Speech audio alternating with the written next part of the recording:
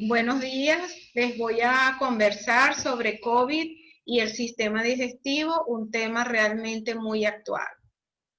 Se ha encontrado en los estudios de filogenética que el SARS-CoV-2 tiene una similitud con el coronavirus del murciélago en un 88%, con el del SARS-1 el 79% y con el MERS el 50%. Se ha encontrado que este virus, aunque es un patógeno respiratorio, el tracto digestivo ha emergido como un sitio de expresión de la enfermedad y posible conductor de la severidad y transmisión viral. Ambos órganos, tanto el pulmón como el intestino, expresan los mismos receptores que el virus utiliza para entrar a las células epiteliales. Y estas son la enzima convertidora de angiotensina 2 y la proteasa 2 de la serina transmembrana. Al inicio de la pandemia se consideró la clínica gastrointestinal un poco subestimada, a pesar de que el sistema digestivo es el más afectado por el virus después del pulmón, pero actualmente tiene un mejor reconocimiento. Tenemos que debe existir la coexpresión de estos dos receptores, la ECA y la proteasa transmembrana, para que pueda entrar el virus a la célula. Tenemos que ellas se localizan muy cerca una de la otra en la célula epitelial. La proteína S1 de la proteína de espiga se une a la ECA y la transmembrana interviene como un cebado para que luego haya la fusión a la célula, a la membrana, y así entra por endocitosis, se produce la replicación viral y posteriormente la invasión a otros tejidos. En este gráfico que les traigo acá, la importancia es que en muchas partes del cuerpo existe la expresión de estos dos receptores.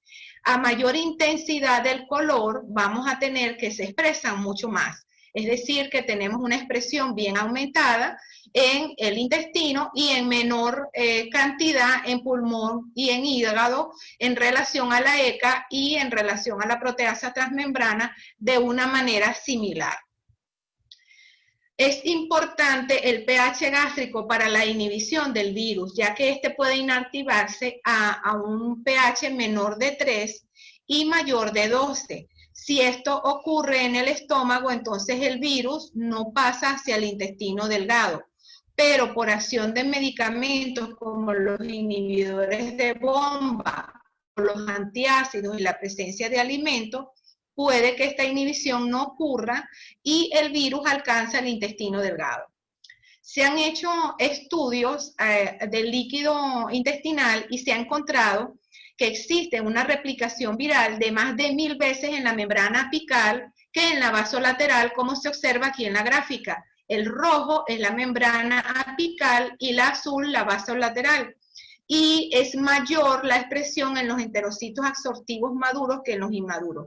En este estudio hicieron unas condiciones simuladas de líquido duodenal y encontraron que el virus era viable en el intestino delgado, pero al alcanzar el colon era inactivado por el fluido colónico. Sin embargo, cuando el tránsito intestinal está muy rápido o acelerado, entonces el virus puede estar en las heces e infectar.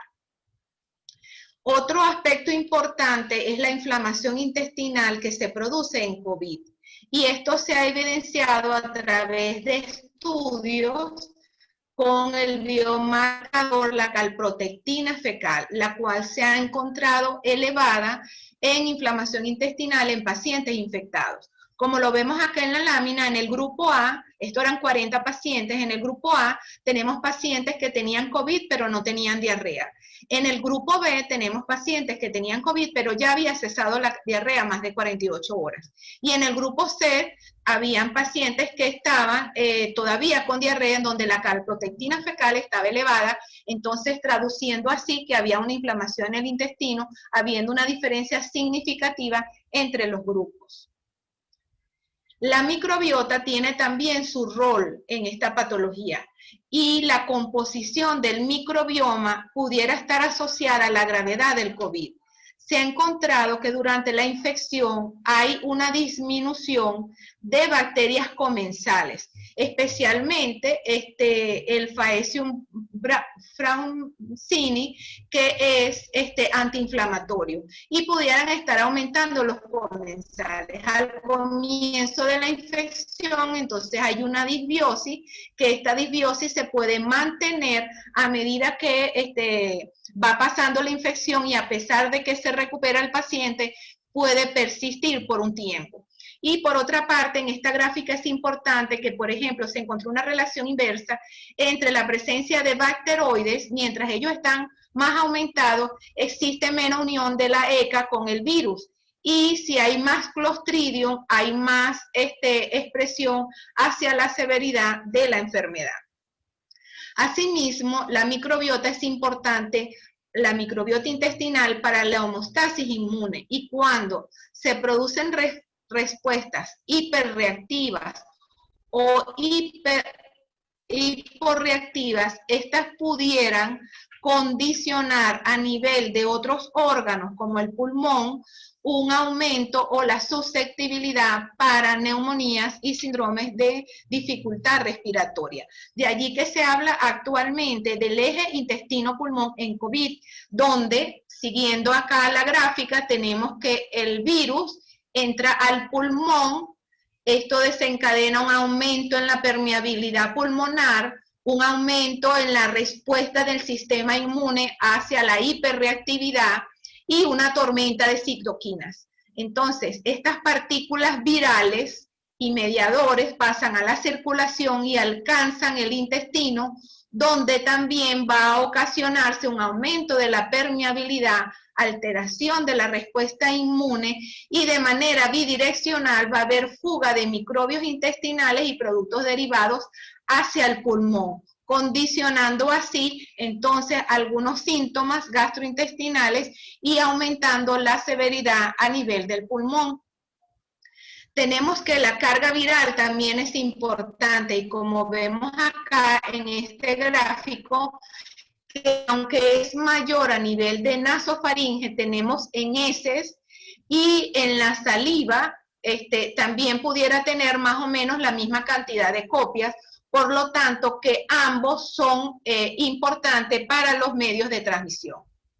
Se ha encontrado que múltiples estudios que el ARN del virus está en frotis anales, rectales, en muestras de heces y en pacientes con COVID. Y asimismo, al determinar la carga viral media, tanto en pacientes con diarrea, sin diarrea, se ha encontrado ellas, aunque el número de copias logarítmicas por mililitro es mayor durante la diarrea. El ARN positivo también en las heces puede determinarse 5 semanas después de haberse negativizado en orofaringe. Por eso se ha planteado la posibilidad de la transmisión fecal-oral, aunque su determinación en las heces no implica su viabilidad, porque no se sabe realmente si es viable o son fragmentos que se han exfoliado con el epitelio intestinal, y esto sigue en investigación.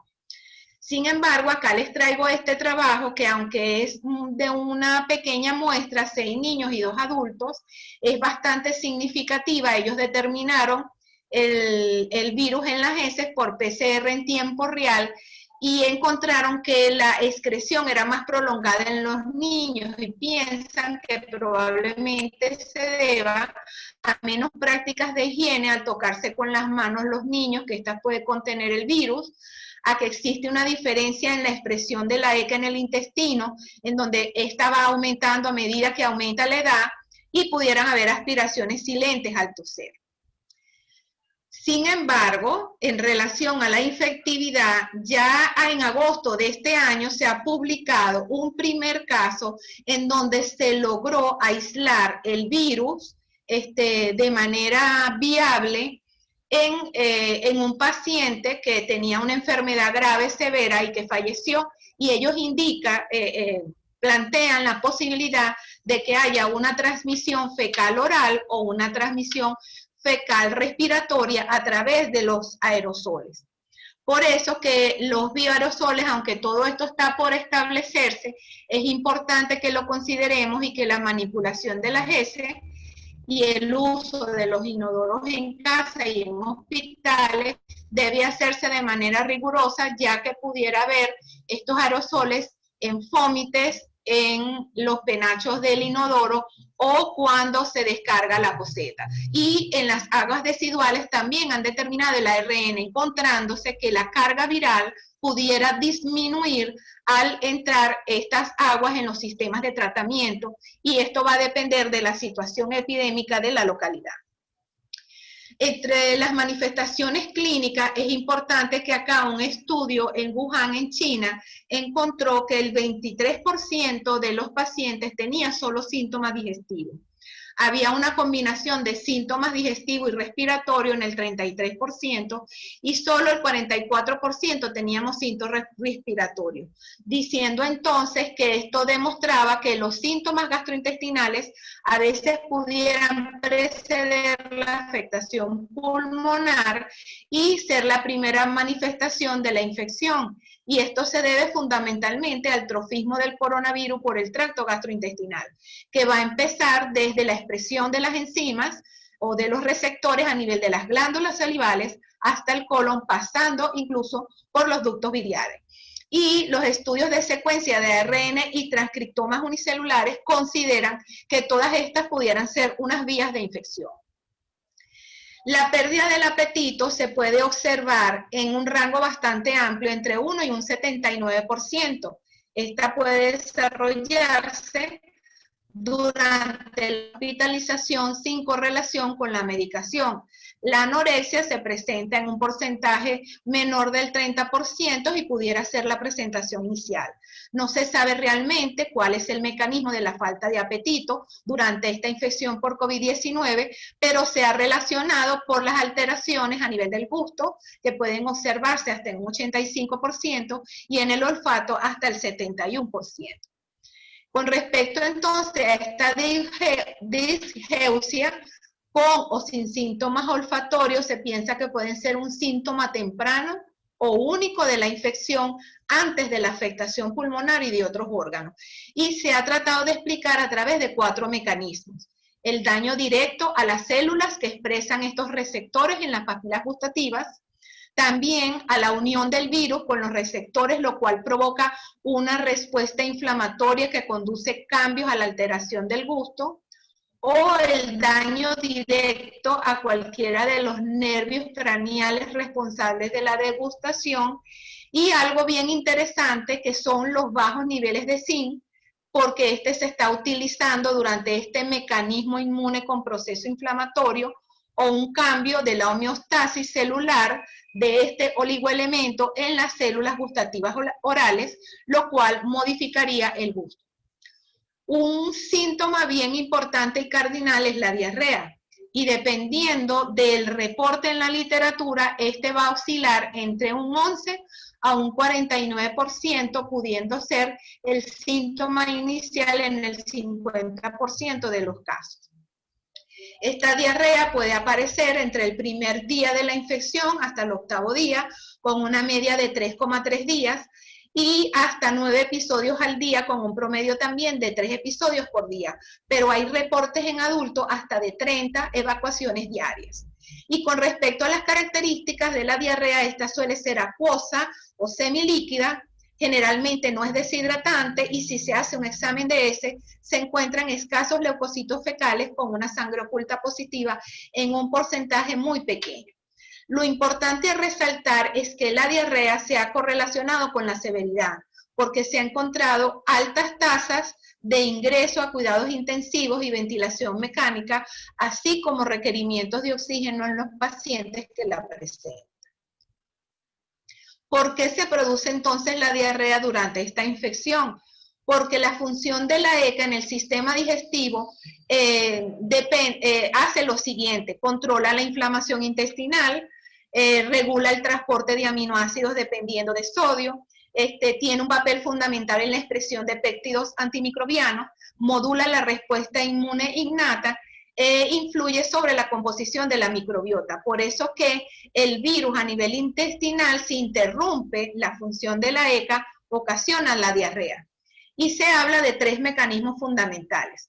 Uno, el daño local por la invasión del virus a las células epiteliales, especialmente en el intestino delgado proximal más que en el colon. Lo otro sería que esta tormenta inflamatoria excesiva condiciona un daño intestinal. Y por último sería la acción secundaria de algunos fármacos que son utilizados durante esta infección. Otro de los síntomas son las náuseas y los vómitos antes del ingreso. Unos vómitos intratables pudieran hacernos una alerta acerca de descartar COVID. El dolor abdominal se presenta que de manera inespecífica pudiera ser una epigastralgia o molestias abdominales. El sangrado digestivo se ha reportado en muy baja frecuencia y el hipo recientemente ha sido descrito como una presentación atípica de la infección. El hígado también se ve afectado y se piensa que puede ser durante la progresión de la enfermedad, bien sea en pacientes con o sin patología hepática previa. Y se caracteriza por una manifestación de una elevación leve, transitoria, autolimitada de las aminotransferasas, con una falla hepática que es rara solo cuando hay una enfermedad preexistente, y puede haber hipoproteinemia, prolongación del tiempo de protombina, y cuando hay colestasis se observa una elevación leve o moderada de la bilirrubina. En este gráfico acá podemos ver que hay 4 mecanismos por medio del cual se puede dañar el hígado. Está el de la citotoxicidad, la hipoxia o la anoxia, la hiperreactividad inmune y la lesión inducida por fármaco. Pero se ha planteado varios factores importantes a considerar cuando hay una enfermedad hepática preexistente, en donde se piensa que la inmunosupresión no se sabe que se ocasiona en estos pacientes, pudiera ser un factor de riesgo o protección, así como se piensa que pudiera el proceso inflamatorio incrementar la reactivación viral, especialmente en el virus de la hepatitis B, o pudiera condicionar un factor disparador de descompensación en la hepatitis autoinmune, así como en esta injuria hepática sobreañadida a la disfunción de base, pudiera haber un mayor riesgo en la descompensación de la cirrosis o desencadenarse una falla hepática aguda sobre esta patología crónica. En relación a la endoscopia, en el 2003, en el primer episodio del SARS-CoV-1, se hizo una colonoscopia en un paciente que tenía una diarrea persistente y no se encontraron alteraciones a nivel de la mucosa colónica ni del ilio. Y en la biopsia no había alteraciones. Ahora, para este año, en junio, se hace un reporte de 6 pacientes de 95 que tenían síntomas gastrointestinales y hubo que hacerle una endoscopia digestiva y se encontró un sangrado esofágico con erosiones y úlceras en un paciente que estaba realmente grave y se detectó en otros 2 pacientes graves la presencia del virus en el esófago, en el estómago, en el duodeno y en el recto. En relación a las salas de endoscopia, se habla realmente en este epicentro de Wuhan, en esta gran sala de endoscopia, que se debe hacer la prueba COVID ante cualquier estudio que vayamos a realizar, hacer como una reconstrucción de lo que era el centro y una estrategia para la reanudación de los estudios. Incluso fíjense que aquí las áreas verdes serían las áreas libres de infección, las áreas contaminadas, las rojas, y las posibles contaminadas las amarillas, lo cual traduce que debiésemos más o menos organizar nuestras salas de endoscopia en mayor o menor medida que podamos para poder reiniciar los estudios. En relación a las enfermedades digestivas crónicas, tenemos que en la enfermedad celíaca hay que cumplir la dieta y si el paciente recibe esteroides o inmunosupresores, estar en contacto con él y que tenga las vacunas al día. Si se presenta algún daño hepático pancreático por aumento de amilasas y lipasas, es necesario hacer estudios de extensión para determinar que no sea otra causa y pudieran los pacientes hacer una hiperglicemia. Con respecto a los trastornos gastrointestinales funcionales, estos pudieran aumentar durante la pandemia o ser el disparador para su desarrollo. Y el estreñimiento en especial pudiera verse agravado por el aislamiento, menor actividad física y baja ingesta de fibra. La cirrosis hepática descompensada y la citis, hay que mantener el tratamiento en el paciente.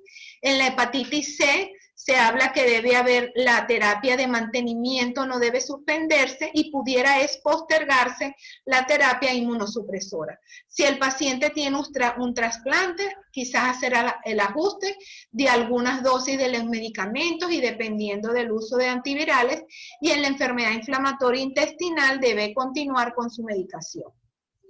En conclusión, pudiéramos decir que el aparato digestivo es el segundo sistema más afectado después del pulmón. La transmisión fecal oral es muy probable, todavía está en estudio.